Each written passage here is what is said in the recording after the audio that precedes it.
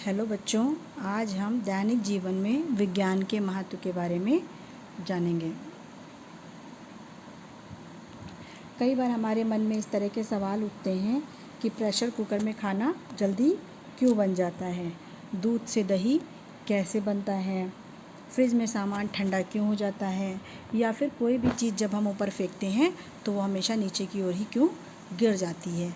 और इन प्रश्नों के उत्तरों को खोजने के लिए हमारे मन में अलग अलग तरह की सोच उत्पन्न होने लगती है।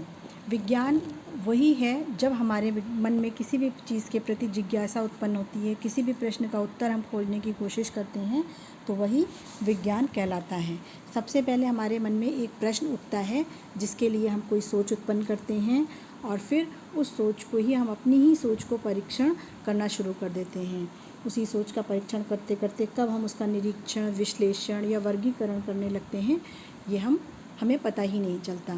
फिर या तो हम अपने निरीक्षण और परीक्षण को अभिलेखन करते हैं या फिर उस पर पुनर्विचार करते हैं, और जब पुनर्विचार करके हम किसी भी निष्कर्ष पर पहुंचते हैं तो उस निष्कर्ष को सिद्ध करने के लिए हम उससे संबंधित कई नए नए प्रयोग करते हैं, और यही विज्ञान कहलाता है।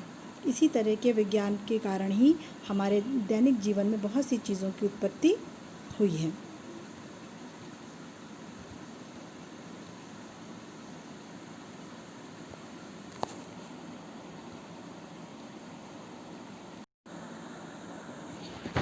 हम आज देखेंगे कि परंपरागत रूप से हम किन साधनों का प्रयोग करते थे और आज विज्ञान की हमें क्या देन प्राप्त हो चुकी है।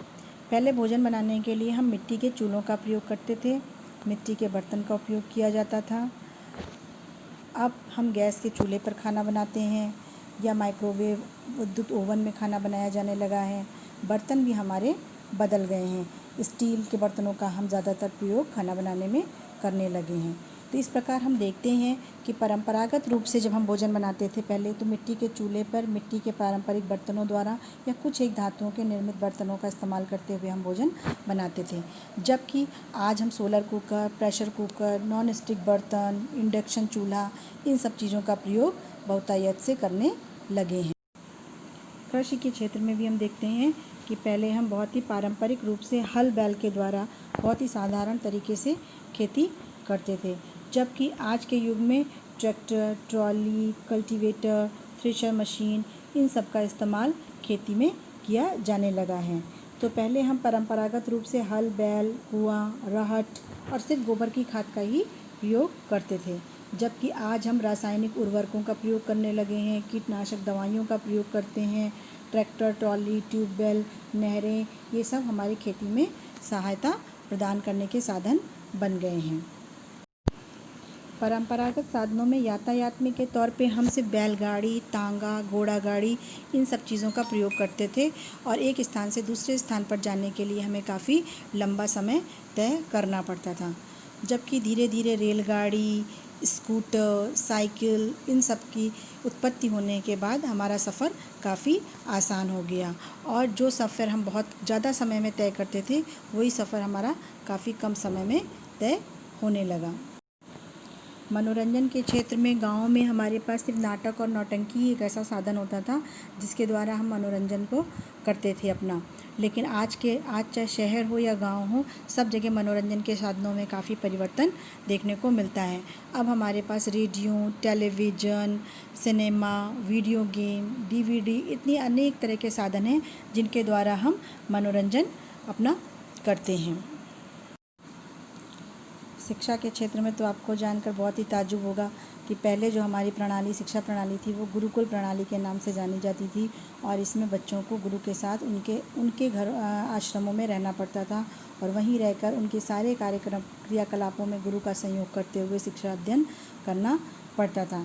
आज के ज़माने में शिक्षा की पद्धति में बहुत अधिक बदलाव आ गए हैं। आधुनिक तकनीकी द्वारा शिक्षा दी जाने लगी है। हम ओवरहेड प्रोजेक्टर, कंप्यूटर, इंटरनेट, इनके द्वारा बच्चों को शिक्षा देने लगे हैं, और आप लोग भी अवगत हो चुके हैं कि अब ऑनलाइन शिक्षा कितनी तेज़ी से उभर रही है, और टीचर आजकल ऑनलाइन शिक्षा द्वारा बच्चों को पढ़ाने का कार्य कर रही हैं। अंतरिक्ष के क्षेत्र में भी हमने काफ़ी उन्नति करी है। पहले तो हम साधारण दूरबीनों के द्वारा ही नक्षत्रों का ज्ञान प्राप्त करते थे। अब हमारे पास धीरे धीरे हमने विज्ञान की वजह से उन्नति करते हुए हमने चंद्रयान 1 तक बनाने में सफलता प्राप्त कर ली है। संचार के क्षेत्र में भी बहुत ही क्रांतिकारी परिवर्तन देखने को मिलते हैं।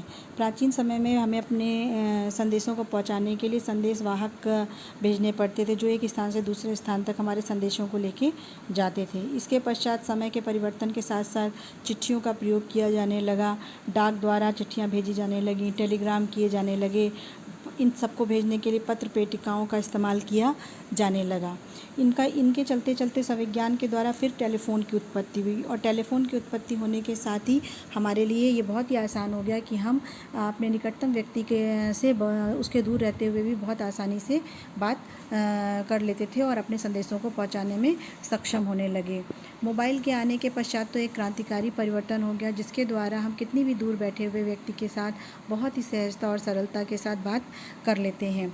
यहाँ तक कि वीडियो कॉल के द्वारा हम उस व्यक्ति को अपने सामने बैठा हुआ भी पाते हैं।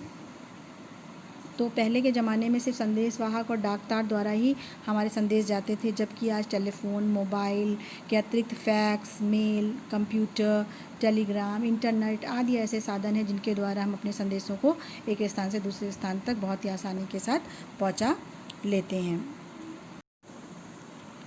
चिकित्सा के क्षेत्र में बहुत ही तेज़ी से परिवर्तन हुआ है। पहले के समय में हम पुरानी चिकित्सा पद्धति को अपनाते हुए रोगी को ठीक करते थे। इसमें हम जड़ी बूटियों का या पत्तियों का रस दे करके घरेलू उपचार के द्वारा बीमार व्यक्ति का इलाज करते थे, और बीमारी का पता लगाने के लिए हम नाड़ी को ही देखने का उत्तम साधन मानते थे। जबकि आज आधुनिक चिकित्सा पद्धति में ऐसी ऐसी मशीनों का आविष्कार हो चुका है जिनके द्वारा व्यक्ति की बीमारी का पता लगाना बहुत ही आसान हो जाता है। व्यक्ति का अल्ट्रासाउंड करके, एक्सरे करके, सीटी स्कैन, एंडोस्कोपी करके उसके आंतरिक अंगों में होने वाली बीमारियों का पता बहुत ही सहजता के साथ लगाया जा सकता है, और उन बीमारियों को देखते हुए ही उसको उन एंटीबायोटिक, एनाल्जेसिक, एंटीसेप्टिक दवाइयों को दिया जाता है। शल्य क्रिया द्वारा भी बीमारी के गंभीर बीमारियों का इलाज करने में काफ़ी हद तक मदद मिली है। रक्षा के क्षेत्र में भी हमने काफ़ी उन्नति कर ली है। पुराने ज़माने में जब हम युद्ध करते थे तो हम भाला, तलवार, बर्छी इन सब का इस्तेमाल करते थे, जबकि विज्ञान के द्वारा आज हम बंदूक, पिस्तौल आदि बनाने में भी सफल हुए हैं। पहले युद्ध करने के लिए हमारे पास संसाधन बहुत ही कम थे। आज हमारे पास परमाणु बम, तोप, टैंकर, मिसाइलें हैं, जिसके द्वारा हम अपने देश की सुरक्षा अच्छी तरह से कर सकते हैं। धन्यवाद।